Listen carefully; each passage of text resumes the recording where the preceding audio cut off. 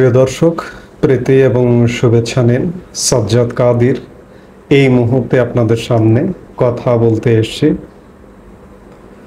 রাজনৈতিক দলগুলোর সাথে জাতিসংঘ মহাসচিবের বৈঠক কেন, এই প্রসঙ্গটি নিয়ে কথা বলবো। প্রথমেই বলতে চাই যে বৈঠক শেষে বিএনপি মহাসচিব মির্জা ফখরুল ইসলাম আলমগীর বলেছেন যে গুতেরেসের সঙ্গে কেন বৈঠক আমি ঠিক বুঝিনি। মির্জা ফখরুল বলেছেন, মির্জা ফখরুল ইসলাম আলমগীরের সাথে আমিও বলতে চাই যে বাংলাদেশের রাজনৈতিক দলগুলোর সাথে জাতিসংঘ মহাসচিবের সাথে কেন বৈঠক। যদিও এই বৈঠকটির, এই গোলটেবিল বৈঠকটির আয়োজক ছিল স্বয়ং জাতিসংঘ এবং এই বৈঠকে অংশ নিয়েছিল বাংলাদেশে অর্ধ শতাধিক রাজনৈতিক দল শুধুমাত্র নির্বাচন কমিশনেই নিবন্ধিত আছে। এর মধ্যে মাত্র 7টি রাজনৈতিক দল অংশ নিয়েছিল। 7টি রাজনৈতিক দলের মধ্যে বিএনপি প্রধানত একটা বড় রাজনৈতিক দল, দুটো বড় রাজনৈতিক দলের একটি আওয়ামী লীগ আর বিএনপির মধ্যে বিএনপি। সেই বিএনপি মহাসচিব বলেছেন যে এই বৈঠকটি কেন আমি বুঝিনি। এর সাথে যুক্ত হয়েছিল জামাতের সাথে আরো 5টি রাজনৈতিক দল, যে রাজনৈতিক দলগুলো আপনি যদি নামগুলো দেখেন তাহলে দেখবেন যে ওয়ান ম্যান ওয়ান পার্টি। যেমন নাগরিক ঐক্য, সভাপতি মাহমুদুর রহমান মান্না।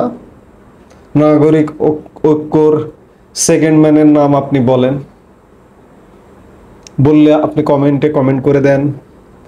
সিপিবির সাধারণ সম্পাদক Rohin Hossain Prince. AB party এটি হচ্ছে জামাত গ্রুপ, তার একটি সিস্টার কনসার্ন। গণসংহতি আন্দোলন, ওয়ান ম্যান ওয়ান পার্টি। এক প্রধান সমন্বয়কারী জুনায়েদ সাগির ছাড়া আর কারো নাম যদি বলতে পারেন কমেন্ট করে জানান। এনসিপির আহ্বায়ক নাহিদ ইসলাম এবং জ্যেষ্ঠ যুগ্ম আহ্বায়ক সামান্তা শারমিন। এনসিপি এটিও জামাত গ্রুপের একটি সিস্টার কনসার্ন। অর্থাৎ 7টার মধ্যে 3টাই হচ্ছে জামাত গ্রুপের সিস্টার কনসার্ন। এর মধ্যে প্রধান একটা রাজনৈতিক দল বিএনপি 4টা, আর বাকি 3টা হচ্ছে ওয়ান ম্যান ওয়ান পার্টি বা সর্বস্ব রাজনৈতিক দল। নাগরিক ঐক্য, গণসংহতি আর হচ্ছে এখনকার সিপিবি। তো এই হইছে অবস্থা যে জাতিসংঘ রাজনৈতিক দলগুলোর সাথে একটা গোল টেবিল বৈঠক করেছে। এই গোল টেবিল বৈঠকে কি আলোচনা হয়েছে? কেউ সংস্কার প্রস্তাব দিয়েছে, যেমন বিএনপি সীমিত সংস্কারের কথা বলেছে এবং নির্বাচনের স্বার্থে যতটুকু সংস্কার করা দরকার সেটি বলেছে।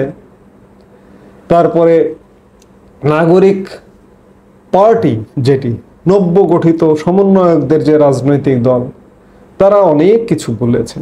অনেক কিছু বলতে গণপরিষদ নির্বাচন, জাতীয় সংসদ নির্বাচন, সংস্কার ইত্যাদি। জাতিসংঘে বলার কি আছে? আবার জামাতও বলেছে বিভিন্ন কিছু। আমি এটি বলতে চাইছি যে আসলে রাজনৈতিক দলগুলোর সাথে বৈঠক কেন? জাতিসংঘ কি, কেন, কিভাবে, জাতিসংঘের আজকের কি অবস্থা আমি পরশুদিনের একটি ভিডিওতে বিস্তারিত বলেছি, যেখানে বলেছি যে জাতিসংঘ এমনিতেই একটি ছোট জগন্নাথ প্রতিষ্ঠান। জন্মের পর থেকে পৃথিবীর কোথাও কোনো ভূমিকা রাখতে পারেনি। শান্তি আনতে, যুদ্ধ বন্ধে ইত্যাদি ভূমিকা রাখতে পারেনি। সেই জায়গায় জাতিসংঘ ধীরে ধীরে যে আরও ছোট জগন্নাথ প্রতিষ্ঠানে পরিণত হচ্ছে তার প্রমাণ আপনি বাংলাদেশেও দেখছেন। এই যে রোহিঙ্গাদের নিয়ে নতুন সংকট তৈরি হয়েছে আমাদের, রোহিঙ্গারা দুর্ভিক্ষে মারা যাবে, জাতিসংঘ মহাসচিব এসে আমার কি লাভ হলো? রোহিঙ্গাদের যে খাদ্য সহায়তা সেটি অর্ধেক করে দেওয়া হয়েছে। 1 এপ্রিল থেকে এটি অর্ধেকে নেমে এসছে। জাতিসংঘ মহাসচিব এসে সেটা কি আবার অর্ধেক থেকে ফুল হয়ে গেল, কিংবা এটা কি দ্বিগুণ হয়ে গেল? কোনো লাভ হলো? জাতিসংঘ মহাসচিব এসে রোহিঙ্গাদের ভাগ্যেরও কোনো পরিবর্তন হবে না, বাংলাদেশের ভাগ্যেরও পরিবর্তন হবে না, এই বাংলাদেশের রাজনৈতিক সংস্কারেরও ভাগ্যের পরিবর্তন হবে না। গোলটেবিল বৈঠকে বিএনপি মহাসচিব যেটি বলেছেন যে জাতিসংঘ মহাসচিব সংস্কারের ব্যাপারে তিনি কিছু বলেননি, তিনি তো বলবেন না। জাতিসংঘ জন্মের পর থেকে পৃথিবীর কোনো প্রান্তে কোনো জায়গায় গিয়ে জাতিসংঘ কি কোনো দেশের অভ্যন্তরীণ সংকট দূর করেছে? আজকে মার্কিন যুক্তরাষ্ট্র জাতিসংঘ থেকে যেভাবে সরে যাচ্ছে তাতে জাতিসংঘই চিন্তিত। জাতিসংঘ ধরুন 22% ফান্ড থেকে যদি সরে যায়, তাহলে 20 থেকে 25% চাকুরিজীবী যারা চাকুরি করে তাদেরকে ছাঁটাই করতে হবে। যে 20 থেকে 25% বিভিন্ন পৃথিবীর বিভিন্ন প্রান্তে এইড কার্যক্রম করে সেটিকে কাট করতে হবে। তো কাজেই জাতিসংঘ একটা ছোট জগন্নাথ প্রতিষ্ঠান। মির্জা ফখরুল ইসলাম আলমগীর যে কথাটি বলেছেন, কেন এই গোলটেবিল বৈঠক আমি বুঝিনি। আমরা যে মুহূর্তে কথা বলছি তার কিছুক্ষণ আগে জাতিসংঘ মহাসচিব এত মধ্যে উড়াল দিয়ে চলে গেছেন। এখন যদি চিন্তা করি, এখন যদি ভাবি যে জাতিসংঘ মহাসচিব যে বাংলাদেশে সফর করে গেলেন, এতে করে বাংলাদেশের প্রাপ্তি কি, বাংলাদেশের অর্জন কি? সরকার যেভাবে জাতিসংঘ মহাসচিবকে একটা হাইলাইট করছে, বিশালভাবে হাইলাইট করছে, এর প্রাপ্তি কি? এর কোনো প্রাপ্তি নেই।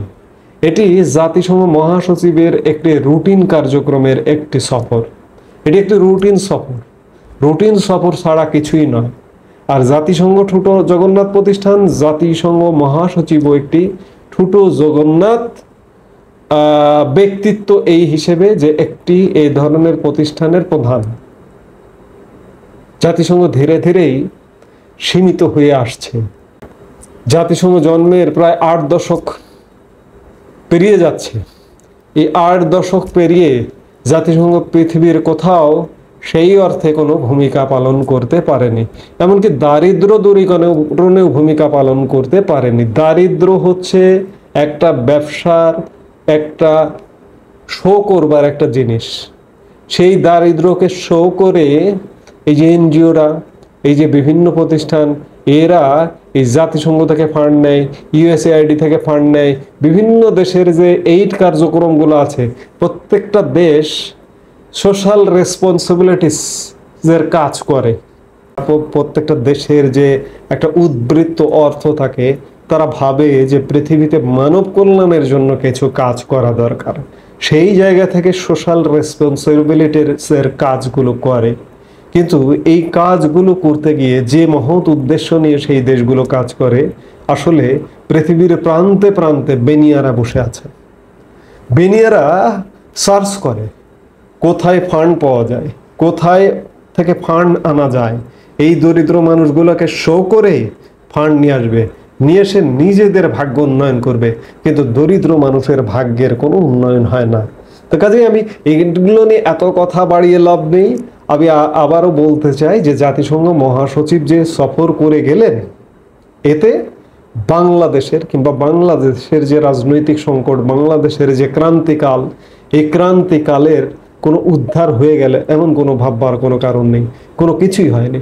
এটি আবারও বলতে চাই যে এটি একটি রুটিন সফর।